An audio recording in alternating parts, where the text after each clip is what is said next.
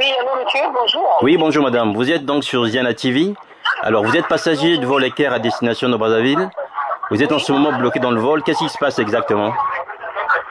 C'est-à-dire que les questions qu'on embarque hier depuis 10h30, ils nous ont gardés à l'aéroport sans rien dire. Ils sont arrivés à 3h de l'après-midi pour nous dire qu'on ne pouvait pas décoller et qu'on décollerait le lendemain matin à 10h30.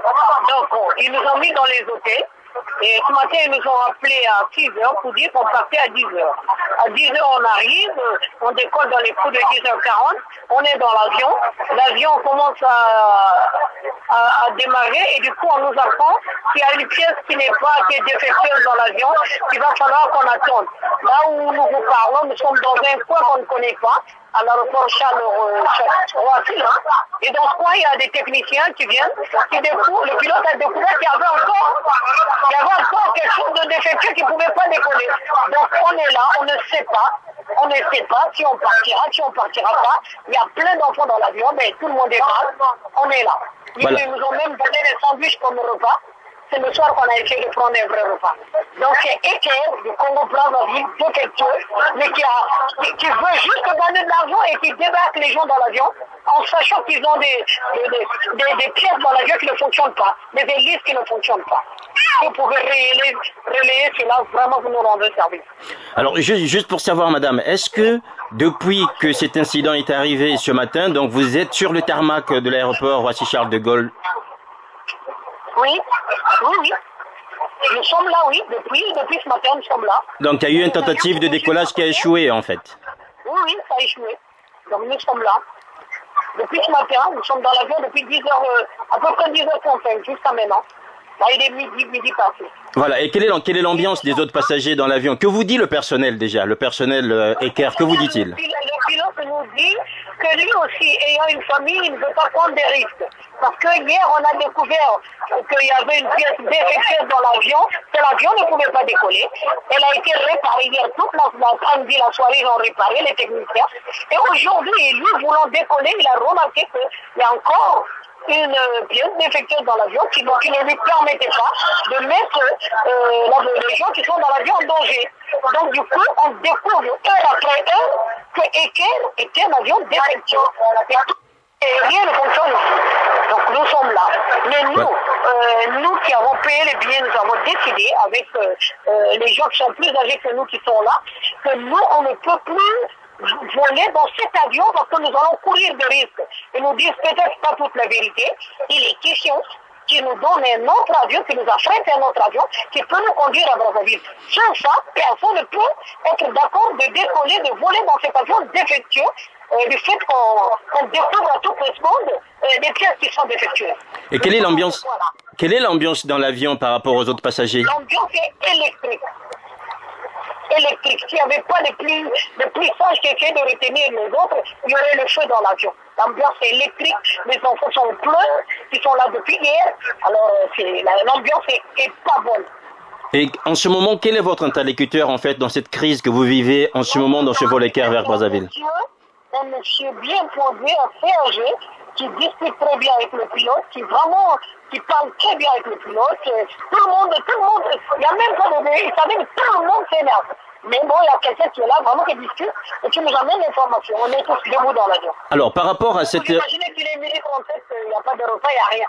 Oui. Par rapport à cette revendication liée à un affrètement d'un nouveau vol, qu'est-ce qu'on vous en dit? Nous disons qu'on ne veut pas voler dans cet avion. Même s'ils arrangent la deuxième pièce défectueuse, nous ne voulons plus voler dans cet avion parce que cet avion était une poubelle. Tout ce que nous demandons, c'est qu'ils nous affrètent l'avion. Un avion n'importe lequel, à peine là le pilote venait de dire qu'il y a un avion qui va quitter Brazzaville et qui va arriver ici à 5h de l'après-midi, et que peut-être cet avion, mais il s'avère qu'il y a encore des gens qui doivent être dans cet avion-là qui ont déjà payé.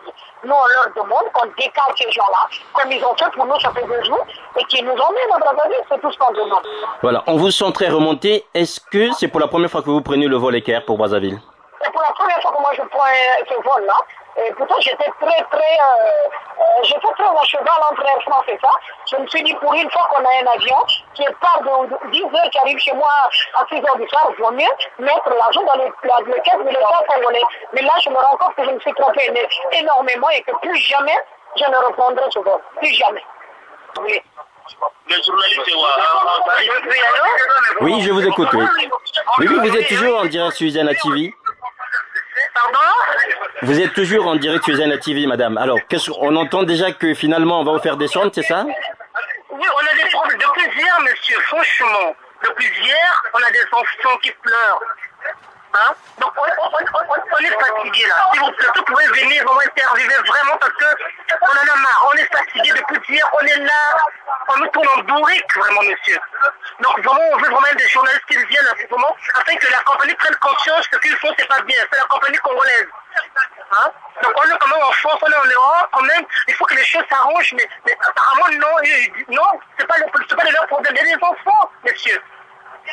Donc je sais pas ce que vous pouvez faire pour nous, quoi. Qu'est-ce que vous pouvez faire, montrer les images aux gens pour que les gens prennent conscience, vraiment, messieurs. Maintenant, qu'est-ce qui se passe? Est-ce qu'on vous demande de descendre ou vous restez dans l'avion? Parce qu'ils disent quoi? Qu'on reste tranquille, et donc ils vont réparer le volage de l'appareil. Et nous, on a dit que non, nous, on va pas prendre ce vol-là parce que c'est trop de poussière, c'était une panne, aujourd'hui c'est une autre panne. Donc nous, on veut pas prendre ce vol-là, nous, on veut qu'on nous change notre appareil. Donc eux, ils nous disent de s'asseoir, qu'ils attendent les techniciens, on ne sait pas à quelle heure ils vont arriver. Donc vraiment, monsieur, on ne sait pas quoi faire. Vraiment, on est débordés, monsieur, on est débordés. Voilà. Est-ce qu'il y a des gens qui sont malades ou qui ont dans des situations... Oui, il y a même un autiste qui est là dans l'avion. Il y a un autiste. Oui.